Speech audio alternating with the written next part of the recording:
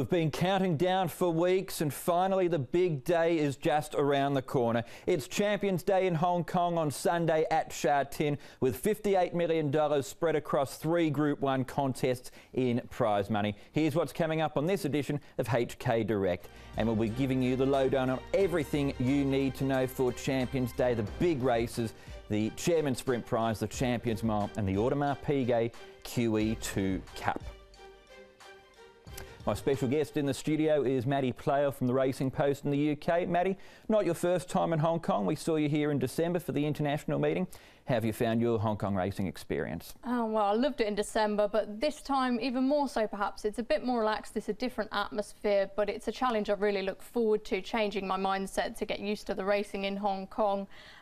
Everyone's been excellent and yeah, really looking forward to Sunday. Now, no pressure, but your job is to find the 3 winners of the 3 Group 1s for Sunday's big races. We'll go through them in racebook order. We'll start off with the Champions Mile. No international runners, but a high-class group of local horses. And you've picked out Season's Bloom. This is his most recent run, of course, a couple of months ago in the Hong Kong Gold Cup. Since then, he's been freshened up. He's had a bit of a break. He's trialled well. Why do you like him on Sunday? Well, first off, with this run, you can see he ran a really promising race, and I think considering he's better over 1,600 metres than 2,000 metres, that was a bit of an eye-catcher. And the fact is, he's had a bit of a unique preparation in comparison to some of these. He's had, as you mentioned, some breaks in between his races, which I think really suits him. He trialled really well, actually, and all the vibes are really positive. He's been working well. I know Danny Shum and Joe Moreira are absolutely delighted with the way he's been coming along. So, yeah, I think he's got a really, really solid chance, of course, won the Stewards' Cup back in January, and he's my selection. When you look at a race like that, the Gold Cup 2, that's pretty strong form behind 2 of our best weight for age horses in Time Warp and Werther. Exactly, yeah, and I think, as I say, there's reason to expect that you can think he'd be a little bit better than that back in trip, and I think he's going to get everything in his favour. He's got a nice draw too, which should allow him to drop back behind the speed and then get him to unleash that strong run in the stretch. So that's the Champions Mile. Let's go to the Chairman's Sprint Prize, and before we get to your selection, let's pick your UK form out. This is Blue Point for Godolphin in this race. Now, his most recent run was in Dubai, but 10 of his 11 career starts have been in the UK. This was a Group 3 win down the straight at Ascot. What do you make of his chances? Yeah, well, this is the Ben Goff Stakes, but an interesting run actually is his Pavilion Stakes earlier on in the season when he beat Harry Angel, who of course went on to win the Haydock Sprint Cup and the July Cup, so that's really strong form. He actually broke the track record that day and that still stands, so he's a very, very talented horse. Connections have said he deserves his Group 1. I'm not so sure he's necessarily going to get it on Sunday, but do not underestimate this horse. He's always had a lot of talent, and yeah, I think he's one to be considered seriously. He's in the early stages of his 4-year-old season, but when you look at that crop of sprinting 3-year-olds, you mentioned Harry Angel, Caravaggio, this horse Blue Point, they look a pretty strong group. Yeah, exactly that. I mean, that race, the Commonwealth Cup at Royal Ascot last year, was one of the races of the meeting, and he wasn't disgraced at all in that. I feel like perhaps he's not quite had his chance to shine. As we saw in Dubai last time, he was unlucky because he actually was pulled out of the Alquoise, which his stablemate Jungle Cat ended up winning. But, you know, he's potentially got a lot more talent than Jungle Cat, so it should be really interesting to see how he gets on. OK, so that's the sprint. It's always hard to beat the local horses in it, and you've gone for one of them and beat the clock. Yeah, as I mentioned, I think it could be a bit tough for Blue Point. Beat the Clock, he's a horse I really like. He's been progressing really well. Of course, he beat Mr. Stunning in the Sprint Cup. He did receive weight that way, so it's probably going to be closer this time around. But he's a horse who's won over a little bit further, which always is something I tend to like the look of. And his draw might not be ideal. That's the only thing. He's drawn in 1, and he usually comes from behind, so I hope he doesn't get boxed in. But he's shown an exceptional late burst in his races, and you know, if he's still on the upgrade, maybe we don't know how good he'll be. But Mr. Stunning as well, he should be tough to beat. I think the local horses are really formidable in this one. OK, but Beat the Clock is your pick for the race. He was also the pick of Joe Moreira, who had a tough decision to make between Beat the Clock and I Victory. Here's why he's gone, though, for Beat the Clock.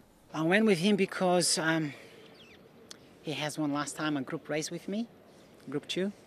He beat the Hong Kong Sprint winner, which was Mr. Stunning.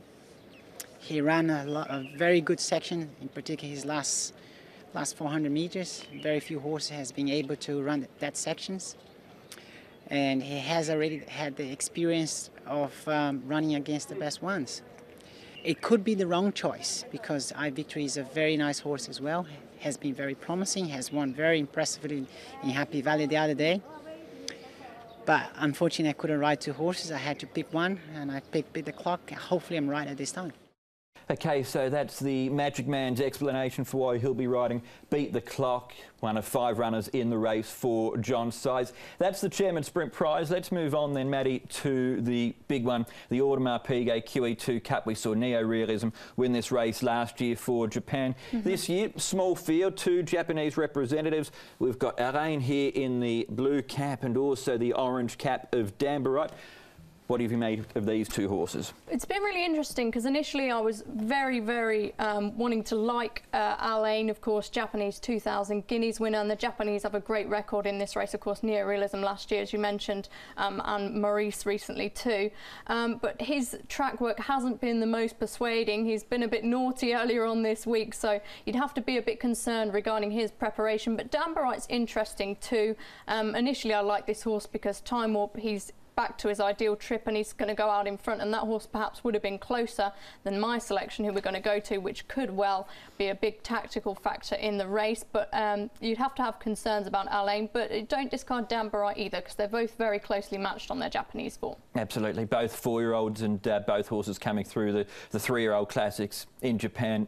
Winning one of them there was Alain, and that's Satsuki Sha, and we just saw his most recent performance, both of them in actual fact, in the Osaka High. As far as our classics go, Pinghai Star won the Derby. That was a pretty impressive win.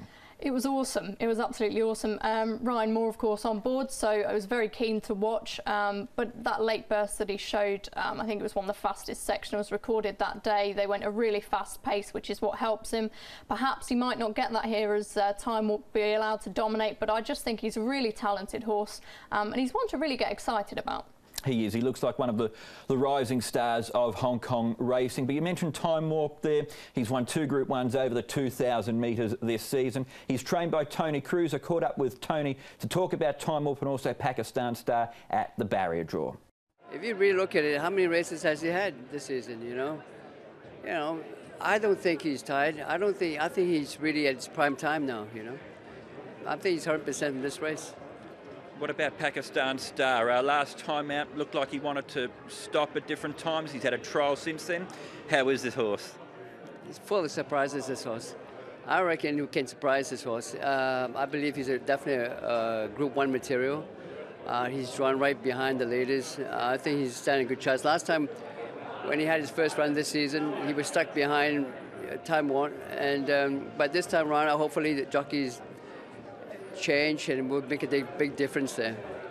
There, Tony Cruz's thoughts then on Time Warp and also Pakistan Star. 2 very interesting horses and a bit of a British angle obviously there with Time Warp as well, formerly trained by Sir Mark Prescott, won 5 from 9 with Sir Mark. He's taken it to another level here in Hong Kong. Yeah, as we saw in December when I was here for the first time, he's a front runner who tends to go hard, but you would perhaps have to be a little bit concerned about his last run where he actually finished last. But he's a really interesting horse to watch because he'll just build the pace and build it and build it and build it, and it's a real challenge for the others to come and get him. But definitely an exciting horse to watch, and he's sure to be a big player. Bit of a reassuring point of view there too from Tony Cruz, saying that he doesn't feel like the horse is tired. He does go hard and fast in his races, but feels like there's a bit there for Sunday. Yeah, exactly that. Okay, so let's recap your selections then, Maddie, for the 3 Group 1s. Going for the locals to win all 3. Yeah, and Joe Moreira as well, which is always a good thing. Season's Bloom first off, the vibes have been excellent ahead of his run, and he's a really exciting one for me in the mile, although Beauty Generation is going to have things his way, so Season's Bloom for me. And then Beat the Clock in the Chairman's Sprint Prize, again for Moreira and for John Size. And finally Pinghai Star in the final race, the QE2 Cup. I just think he's one to get really excited about, and hopefully he can repeat what he did in the Hong Kong Derby. It's going to be an exciting day of racing. You'll be there front and centre, so thanks for coming on the show, Maddie, and enjoy the next couple of days and of course Champions Day itself. Thanks very much for having me. It's been a pleasure to be here. Maddy Playle, our special guest on this edition of HK Direct. Let's recap what we've got coming up on Sunday. Super day of racing. The first event is at 12:45. Trackside live coverage commences at 12:15. The first of the Group 1s is the Champions Mile. It's at 3:20, race 6. Then the Chairman Sprint Prize at 4 o'clock. And the big one, the Audemars Piguet QE2 Cup at 4:40, race number 8.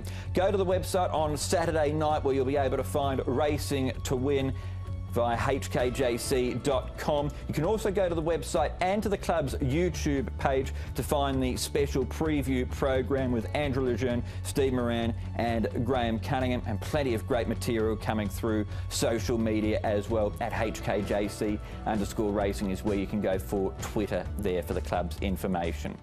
But that's all we've got time for on this edition of HK Direct. Can't wait for Champions Day on Sunday. 3 Group 1s. It's sure to be a memorable day of racing. We hope to have your company at Sha Tin on the weekend. But until then, it's goodbye.